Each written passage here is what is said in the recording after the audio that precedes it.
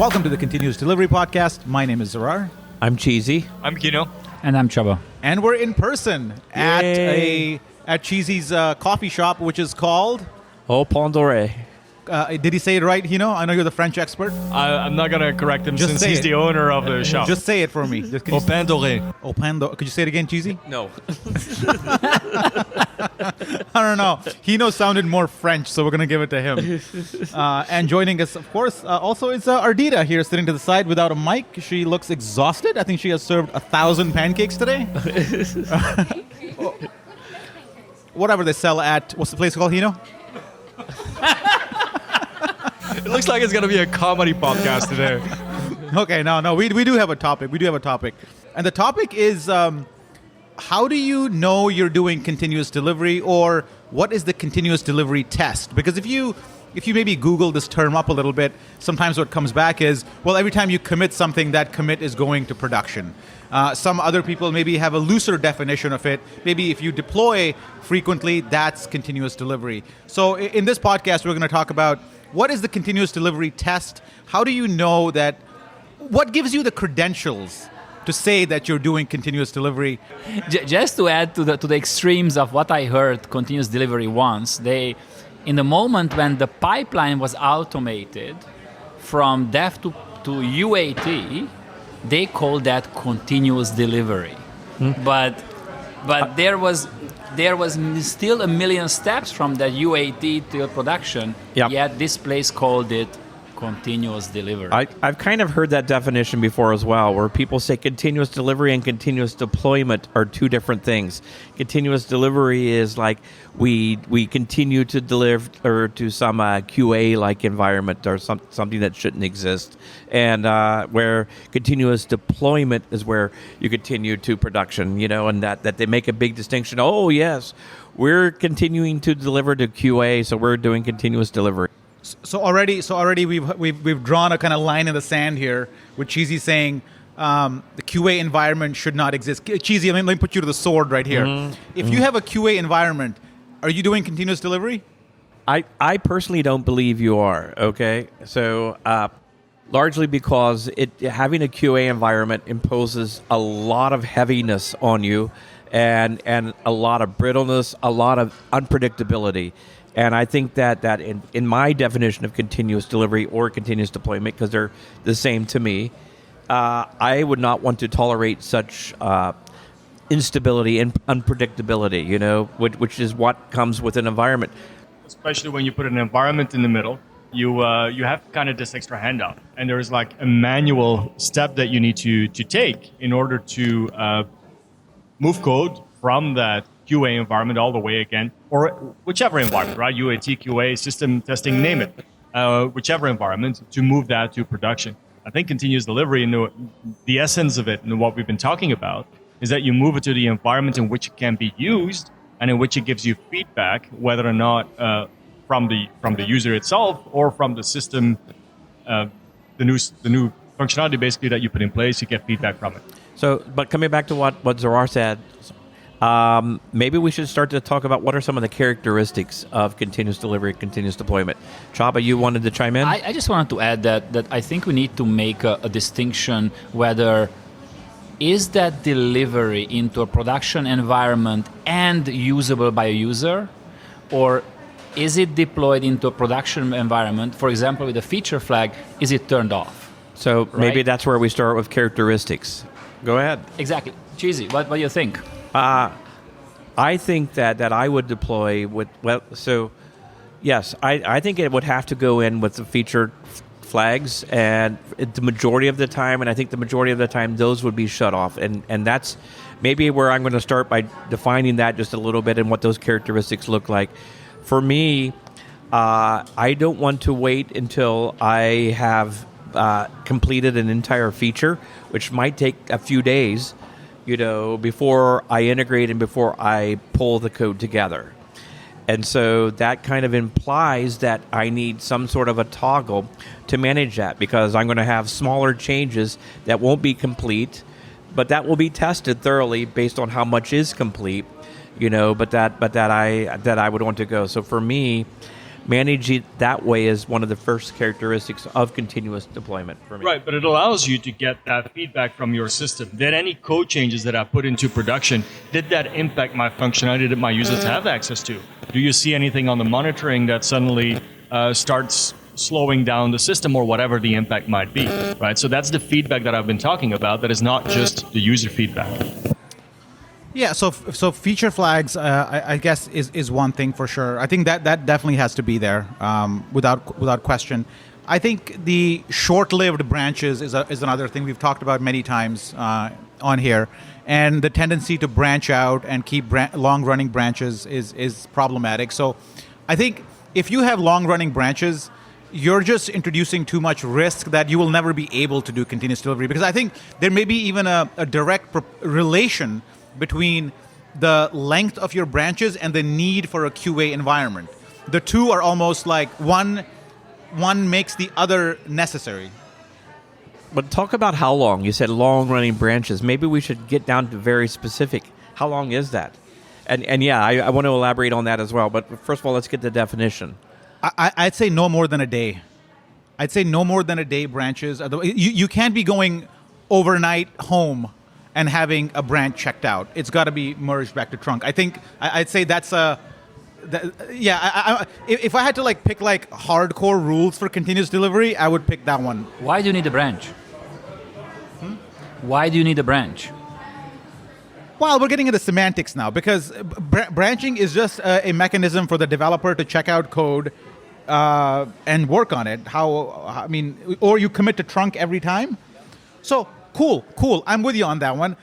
That's great. I just don't think that's a requirement for continuous. Yeah, you can still consider the local copy that you have as a branch because it's not the trunk itself. So, Git flow is something that has been around for a while, although I think it's been bastardized, or I think it's been misinterpreted, because the original folks who put this workflow together, Git flow, they, in their mind, and if you go back and read Obi Fernandez's original document about that, I think it talked about your branch should exist for a few hours maximum, and their primary purpose for that is so that they could delete their changes easy if they wanted to, so that they've got it on a branch, they could just hard delete that and just start over again, but again, if I think I'm going to go with Zarar here, that I don't think trunk-based development is an absolute requirement.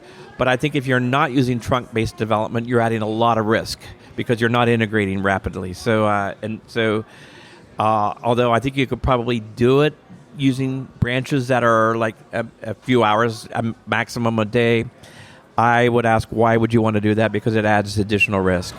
And I would add that risk actually increases by the size of that code base and how many people are making changes, right? So imagine if you have 50 developers looking in that code base, and then you start adding one day, that's literally 50 days of work is being in progress, right? Yeah. So that's, I think, also team size also matters. There are a bunch of variables there, I think. That's right. I would, as a third attribute or characteristic of continuous delivery, I would call out the absence of a manual step to move your code to production. Yeah. Does that also... so this is interesting, okay? Because you said manual step. I agree from the manual step as in... you should not have to do anything to deploy something or SSH somewhere to deploy or anything like that. That should happen automatically.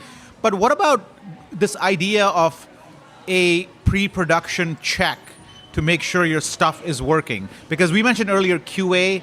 Let me translate that to a pre-production environment. Shouldn't you be checking your change? I see vigorous nods or disagreements everywhere here. No pre-production environment. So if you have feature toggles, then there's no need for that, because you can literally turn the feature toggle on just for a limited subset, the development team, for example, for a product person to look at it. So there really is no additional benefit to having that pre-production environment. And there are disadvantages, again, which is that now we've got another environment that probably is not exactly the same as production, and we're trying to build some level of assurance and some level of comfort whenever what we're doing is we're adding risk. The right place to do that verification is in production, because guess what? It's identical to your production environment. But one thing though, and I think there's a little bit of a hybrid here that I would support as well, and that's not that it's a staging environment, but it's a mirror environment that you might flip overnight or whenever makes sense. That is something that I would still consider continuous delivery. If, however, it's a staging environment that you move through, that is a different story for me. So the problem with the blue-green that you talked about, where you flip overnight, is that you always run into exceptions, and the exceptions spell risk. The exception is, oh, I need to get something out in the next hour. Oh, it's not going to flip to overnight. Okay, well, I need to flip it now. Oh, what else is there?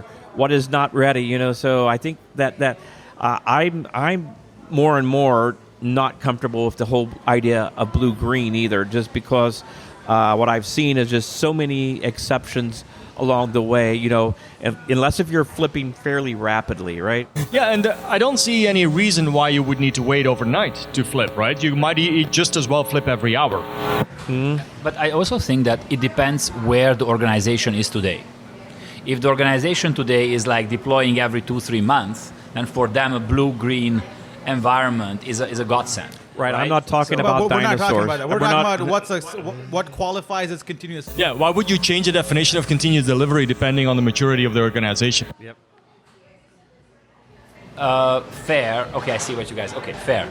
I was just trying to be a bit more I was just trying to be a bit more permissive in the sense that I think still be considered continuous delivery because of what Gino said, that there is still this humanless kind of automated way of going through that. I mean, just because somebody goes from deploying every 2 months to I now deploy to my QA environment every day, you know, that's not really a step necessarily toward continuous delivery. That's more of a step out of the abyss, you know, and to nowhere. Yeah, Cheezy's in fine form, probably high off the bread in this place here. So let's continue on this theme of testing, right? Because ultimately, it boils down to that. Oftentimes, quality and testing. So, if we, you know, you said blue green, maybe. Ideally, you should have feature flags. So, canary testing.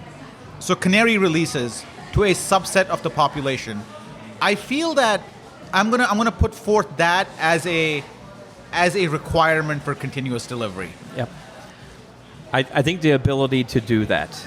Okay, I don't think that you have to do that with every release or every change, but the ability to do that is so powerful for your product folks to be able to test things out. And if you think about it, realistically, that same capability that allows you to do that is the capability that allows you to run experiments, right? It's about being able to direct a small percentage or some percentage of your users to a specific version of the code that's out there. So let me pull on that a little bit. Sorry, Csaba, go ahead. I just want to add that I agree with Cheezy that not all change created equal. So, for example, if you talk about, let's say, a bank, you don't really want to canary release a financial transaction necessarily. But if you talk about an address change, maybe that's okay to put this in, right? So this is one of those things is that there is a very, very small portion of your changes that you cannot do that. So there's always some exceptions that you have to have some ability to test differently. Yeah,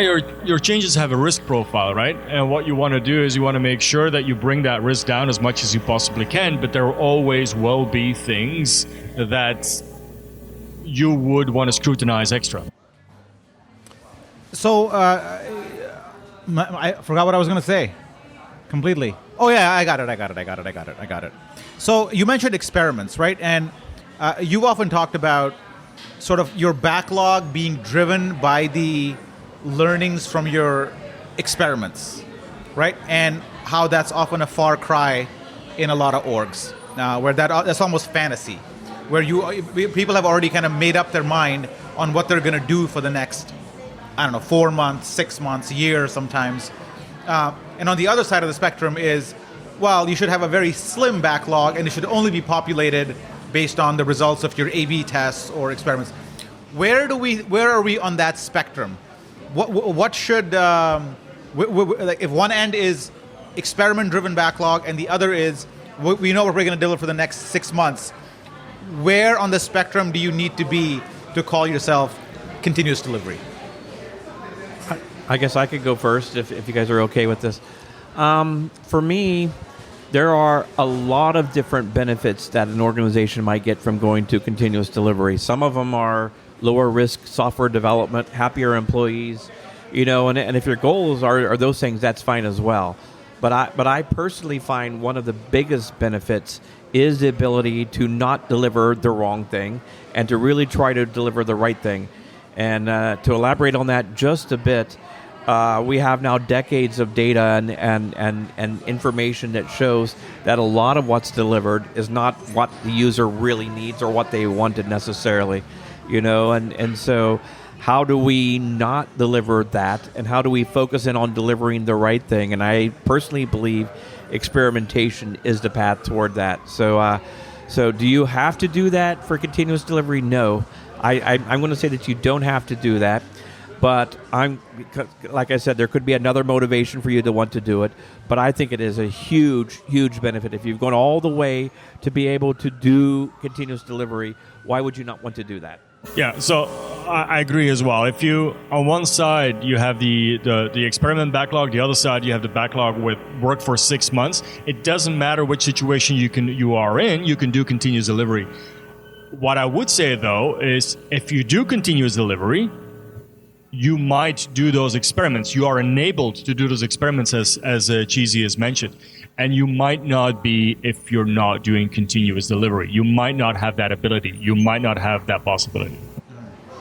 So what I've seen is that if you get that feedback, it is very, very, very, very high chance that your priorities will change. So if you know that your priorities are changing, then why would you want to have 6 months of backlog? Right? I mean, nobody's stopping you to have some ideas, like in your. But your backlog. priorities don't change that much.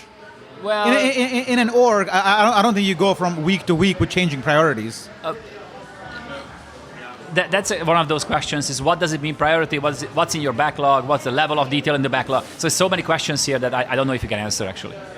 But we are in alignment that not necessarily needed for continuous delivery, but the benefits are big. And let me just tack on one more piece. Yes, absolutely. I think we are in alignment with that, but let me just tack on one more piece. Usually organizations that do that experimentation, they're not focused on backlogs. They're focused on outcomes. And those are the things and that's the real difference.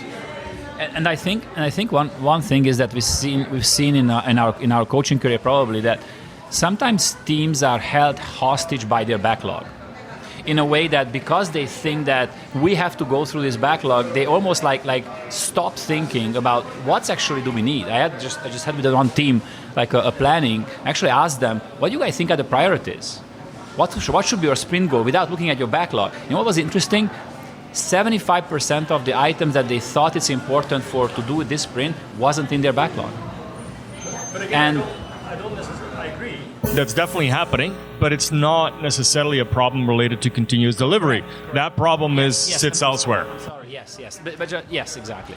We will all probably agree that continuous delivery results in happier teams.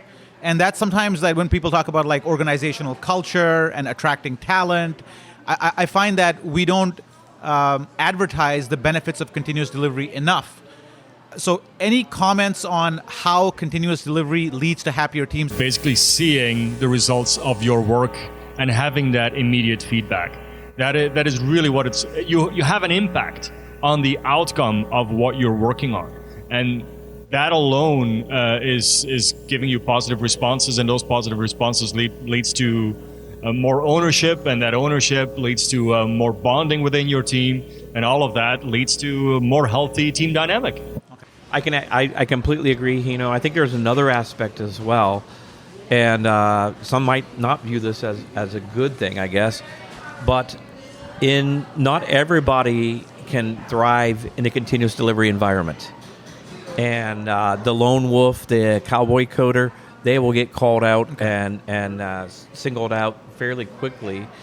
And so what I find is that teams that stick with it and that do this for a while, it tends to be people who are highly collaborative, people who like really enjoy working with others, step in to back each other up, and that they really feel almost like that family away from home to a certain degree, because of how closely they have to work together. And for the people that thrive on that's something that they really appreciate, something that they enjoy a lot. Yeah. And I would just add one human aspect, which is what Gino was touching on. But I think the change that we make, let's say if I change a code that's going to be in production at one point, the closer to the point where I made this change, I think the more the satisfaction, quote unquote, because I used to be a developer. I remember working in an organization when like 3 or 4 months later my code was in production. I didn't even actually remember what change I made. Right, it almost becomes so out of touch of this flow of this process. While I worked in an environment that was very quick turnaround, and literally seeing and logging in production and seeing your change, it's like wow, yeah. It's so this I don't even know how to describe it actually, but maybe just this kind of feedback loop to Hino's point, and being close to ourself or what we do, our purpose. I mean, maybe purpose if you go for Daniel Pink's book, right? So I'll piggyback on that feedback point that you raised, and I'll say another requirement for continuous delivery might be observability of your software in production, and not just I have the ability to look at logs in production, but more like your code base is instrumented in a way where when any sort of event happens, there's sensitivity in your monitoring tool to alert you right away and say, this maybe is higher priority than what you are working on right now. So to Csaba's point about the feedback loop, I'd say extremely good observability in production, I'd put forth as a baseline requirement for it. I would tend to agree. What I have seen is that companies who push toward continuous delivery, they realize, I've seen companies that have realized that they have a gap in that space and realize that they need to really hurry up to try to fill that in, buying tools, setting it up, going back, reorchestrating code that exists already. Absolutely. I mean, if you can't see, again, what it really is, what you're talking about is risk mitigation, and so I think that it goes hand in hand. In fact, one of the reasons why I believe continuous delivery is such a great way to deliver software is that we have to drive risk out of the system in order to be able to deploy so frequently. This is a great example of that. And I think there are a lot of other things. Like if you go right back to it, trunk-based development is about driving risk out of the system. Canary release is about driving risk out of the system. Pipelines is about driving risk out of the system. So all of these things are getting rid of environments are about driving risk out of the system. It's about making it simple, easy, and safe to put code in front of users continuously. I mean, let's round off one more topic, our favorite topic probably that comes up on this podcast the most, which is testing. And let's talk a little bit about, we can talk about testing and shifting it all the way down over to the left and making sure everything is happening on localhost. What is your view of the baseline testing strategy or approach your team should have for you to call yourself continuous delivery? Like some key things that answer this question almost in a checklist form where you must have this in order to be CD. I think it's just one single item for the checklist. Developer must be able to test everything on their own machine. The environment has to be complete enough, plus with some additional mocks perhaps, and which is something necessary, because if that's not possible, then you will need a test environment. Then you will go down that path. So I think that's the one and only, at least for me. So everything on sort of local host to test. I have two, and one is unit tests. Everyone agrees with that one, I would assume, and the other one would be a smoke test. Cheezy? I think I have two as well. Number one, whatever tests you have, they must be very fast, because I would not want to wait very long before I know that I made a mistake, number one. And number two, it needs to be such that the team has no fear. Yeah, I agree. And to testing, I'll also add that I think your tests, and maybe this is not a hard requirement, but I think your tests should also serve as the documentation for your system. And oftentimes, like, you have seen, I mean, a lot of open source repos that you look at have excellent test suites, but they sometimes are kind of difficult. They're organized in a way where you can't really tell what the system does by looking at the tests. And I think as you are, hiring more people and onboarding people, and you want them to acclimate to your code base, it'd be nice if we have tests that actually reflect the behavior of the system. And I know people have tried this with BDD and Cucumber and whatever, all that stuff. But I still feel like it's an unsolved problem.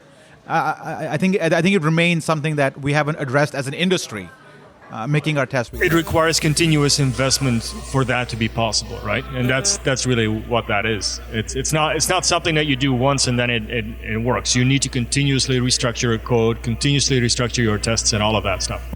And I would add just one more thing, Zarar. It's not enough that your tests are expressive. To Gino's point, the accompanying code has to be expressive, right? So accompanying APIs or accompanying methods have to be also expressive, right? So because if the tests are expressive but your code is convoluted, then you still have in the same situation. If you is it possible to do continuous delivery if you have Jira installed? That's our next topic. That's our next topic. Okay, thank you everybody for. Who am I thanking actually? Just you three. Okay, yeah. Thanks for coming out to what's the place called? Au Pain Doré. Oh, nice. I feel like watching a Woody Allen movie now. Okay. Thank you, listener. We'll see you again next week. Goodbye.